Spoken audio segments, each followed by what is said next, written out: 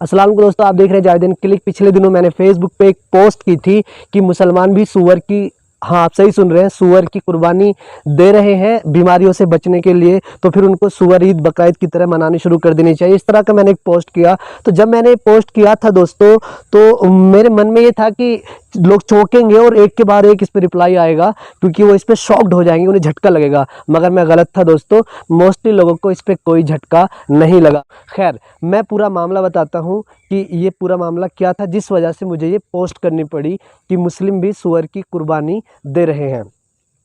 अभी पिछले हफ्ते क्या हुआ, मुझे मेरे ही गांव के एक बंदा मिलता है जो बताता है कि बातों बातों में एक बात निकलती है कि वो बीमार हुआ था पिछले साल। तो मैंने उससे पूछा, भाई वो आप बीमार रहे थे काफ़ी, अब तो ठीक है ना? बोले हाँ अब तो मैं ठीक हूँ। और फला साहब हैं एक, उन्होंने किसी का नाम लिया कि मैं वहाँ गया था और मुझ पर वैसा इलाज था, थोड़ा मतलब ऊपरी असर था, तो मैं ठीक हो गया। अब मुझे थोड़ी दिलचस्पी है इस तरह की बातों में कि ऊपरी असर था तो कैसे कैसे हुआ, क्योंकि मुझे पता था इस ऊपरी असर का जो ये चक्कर होता है ना, ताबीज़ गंडे वालों के जो अड्डे होते हैं, यहाँ पर ऐसे ऐसे गुल खिलते हैं कि अगर कोई उनको कुरेदने लग जाए तो एक से एक राज सामने आता है। इसी नियत से मैंने उसे कुरेदना शुरू किया।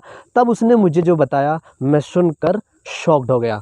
आप भी शॉक्ड हो जाएंगे जब आप ये पूरी कहानी सुने। खैर, वो बंदा मुझे बताना शुरू करता है कि जब मैं उनके पास, मेरे साले साहब मुझे लेके गए उस बंदे के पास जो ऊपरी इलाज करता है, तो उसने मुझे बताया कि भाई तुम्हें तो बहुत तकड़ा वाला, बहुत ज़बरदस्त वाला ऊपरी असर है। तो मैंने कहा जी अब क्या होगा? तो उसने कहा यार तुम्हारे ऊपर ना सिंपल वाला नहीं है, तुम्हारे ऊपर किसी मुस्लिम का कराया हुआ नहीं है, तुम्हारे ऊपर तो हिंदू का कराया हुआ है, और हिंदू का भी किसी ऐसे वैसे का नहीं, चूल्हे के घर का। तो उसने जो यूज़ किया वो यही शब्द यूज़ किया कि तुम्हारे ऊपर चूल्हे के घर का कराया हुआ है। तो मैं भी नहीं जानता था चूल्हे के घर का कराने का क्या मतलब है। जब मैंने उससे थोड़ा और कुरेदा उसको कि मतलब चूल्हे का घर का कैसे मतलब, तो उसने बताया कि चूल्हे का घर मतलब कि वो जिसका नाम भी नहीं ले सकते, जिसका मुसलमान नाम भी नहीं ले सकते, मतलब वो नाम भी नहीं ले रहा था। तो मैंने कहा कि वो पिग सूअर, कि हाँ यार नाम मत लो उसका। मैंने कहा हाँ चलो मैंने तो लिया नाम, तुम तो बताओ। कि हाँ, बोला कि वो कटवा के किसी ने असर किया है। तो फिर मरीज ने पूछा उससे तो अब करना क्या होगा? तो उसने बताया कि अब तुम्हें भी, तुम्हारी तरफ से भी जब तक सूअर की बलि नहीं दी जाएगी, जब तक सूअर की बलि नहीं दी जाएगी, तब तक तुम्हारे ऊपर वो जो असर है चूहे के, उस सूअर की बलि का, वो ख़त्म नहीं होगा। तो फिर वो बोलता है तो अब मुझे क्या करना होगा? आप कराओ ये काम। कि यार ये काम तो मैं भी नहीं कराऊंगा क्योंकि मैं भी मुसलमान हूँ। मतलब इलाज करने वाले ने क्या एक्टिंग की कि मैं भी मुसलमान हूँ, ये काम तो मुझसे भी नहीं होगा। तो फिर अब वो और डर गया। मतलब डर का कारोबार यहाँ पे स्टार्टिंग किया जा चुका था, बिल्कुल डॉक्टर्स की तरह। जो डॉक्टर डराते हैं अक्सर शुरू में, उससे भी कहीं ज़्यादा डरा के यहाँ पर ये शुरुआत की थी उसने। तो वो कहता अब क्या करूँ? कि जाओ कोई ढूंढो अपने गाँव में, कोई ऐसा जो सूअर की बलि दे सके तुम्हारे नाम से, तभी ये बीमारी दूर हो सकती है। तुम्हें नाइलाज बीमारी हो चुकी है, ऊपरी असर हो चुका है तुम पे। तो कहता है कि तो मैं कहाँ ढूंढूं? उसने उसकी रिक्वेस्ट करनी शुरू कर दी, मन्नतें मांगनी शुरू की, कुछ तो आप ही करो बाबा, आप ही करो, कि तो आप पहले ट्राई कर लो। तो अपने गांव आता है, उसने अपने गांव में ट्राई की, तो पता चला उससे 10 या 12 हज़ार रुपये, बोला 10-12 हज़ार रुपये मांगे मुझसे। तो फिर मैंने उन्हें फ़ोन किया कि हाँ तो 10-12 हज़ार रुपये मांग रहा है। तो उसने कहा हाँ इसी इतने में ये करते हैं लोग, चलो तुम आ जाओ इधर, मैं तुम्हारी बात करता हूँ किसी से। तब वो वापस बुलाता है उसको अपने अड्डे पे, और फिर कहता है कि फ़ोन करता है उसी के सामने, एक्टिंग करता है। मतलब पूरी वो सब मिले जुले थे सब, जिस तरह डॉक्टर मिले रहते हैं ना सिटी स्कैन वालों से, रिपोर्ट करने वालों से, और पूरी सेटिंग होती है, पूरा एक खेल होता है, उससे भी कहीं बड़ा खेल इनके बीच में होता है। तो वो कहते हैं यार गरीब आदमी है, कर लो, हमारे कहने से थोड़ा कम कर लो। तो वो सौदा कुल मिला के 5,000 में तय होता है। 3,000 रुपये उनसे नगद ले लिए गए और उनसे कह दिया गया जाओ आप, तुम्हारे नाम पे ये कुर्बानी कर दी जाएगी। तो अब ये नहीं पता वो कुर्बानी की गई या नहीं की गई। वैसे मोस्टली मैं आपको बताऊं, कन्फर्म है कि वो ऐसी कोई कुर्बानी नहीं की गई होगी, लेकिन उस कुर्बानी के नाम पे ये पैसा लूटा गया उससे। और उसके बाद वो बंदा कह रहा है कि मुझे तो अब आराम है। फिर उसने पूछा भी, मैंने पूछा फिर तुम्हें पता चला कि तुम्हारे नाम पे वो सूअर काटा गया कि नहीं काटा गया? तो उसने कहा हाँ मुझे पता चला। मैंने कहा कैसे पता चला? ये और भी चौंकाने वाली बात थी कि उन्होंने कहा था जब सूअर कटेगा ना तो तुम्हें ख्वाब में दिखाई देगा। तुम्हें ख्वाब में कुछ ऐसा ख्वाब दिखेगा, मतलब कि तुम्हें एहसास हो जाएगा कि मेरे नाम पे कुछ ना कुछ कुर्बानी, मतलब वो सूअर वाली कुर्बानी हो गई है। मैंने कहा तो क्या ख्वाब दिखा? कि उन्होंने कहा था कि तुम्हें कुछ अजीब ख्वाब दिखेंगे, कटते पिटते लोग या कुछ ना कुछ दिखेगा तुम्हें। तो जब इतने सीधे आदमी को, जो अंधविश्वास में मुब्तला हो चुका, उसको जब कोई पहले से इस तरह की बात बताएगा तो उसको 99% जो इतना सीधा आदमी है, चालाक आदमी को नहीं दिखेगा, लेकिन जब इतना सीधा है, जो पहले उनकी साइको में गिरफ्त हो चुका है, तो उसके मनोविज्ञान, उसके पूरे उसकी जो साइको है उसको गिरफ्त कर चुके हैं, तो ऐसे आदमी को तो आप कुछ भी ख्वाब दिखवा सकते हो। जैसे आप कहानी सुनाओगे, मिलती जुलती चीज़ें दिखेंगी। तो उससे वो ख्वाब बताया उसने कि मुझे ख्वाब दिखा कि कोई गोश्त काट रहा है, आदमियों को काट रहा है, उस तरह का ख्वाब उसे दिखा। तो उसने मान लिया कि मेरे नाम पे वो सूअर कुर्बान हो चुका है।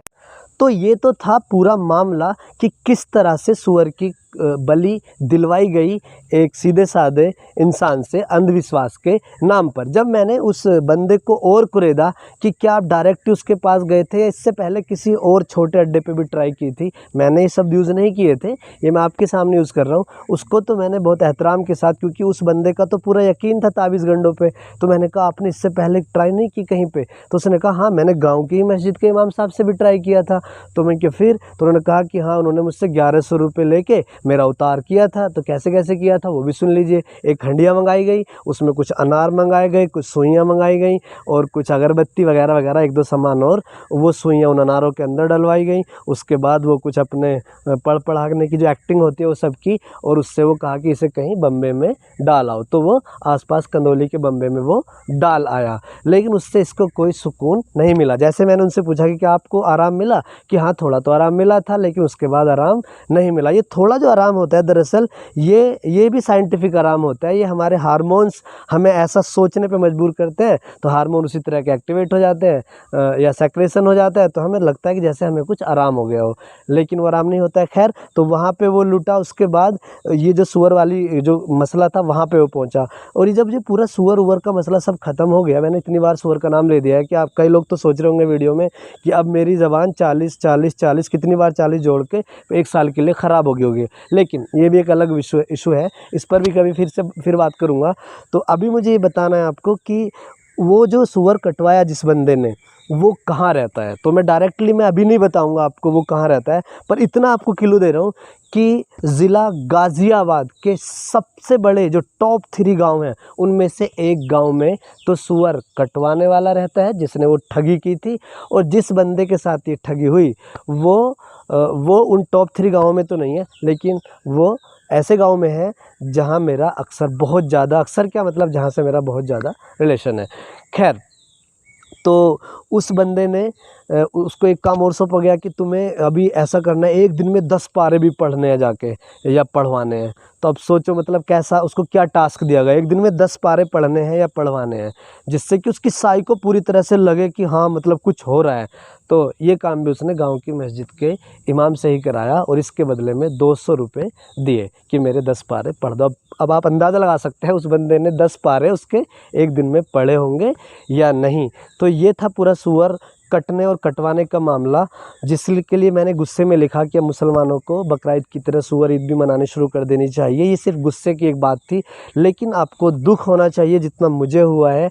और ये जो ताबीज़ गंडों के अड्डे हैं, अगर किसी में दम है तो इनको बंद करवाने की कोशिश करो, क्योंकि ताबीज़ गंडों के अड्डे हैं, इन पे कुछ भी मुमकिन है, कुछ भी मुमकिन है, यहाँ पर कुछ भी हो सकता है।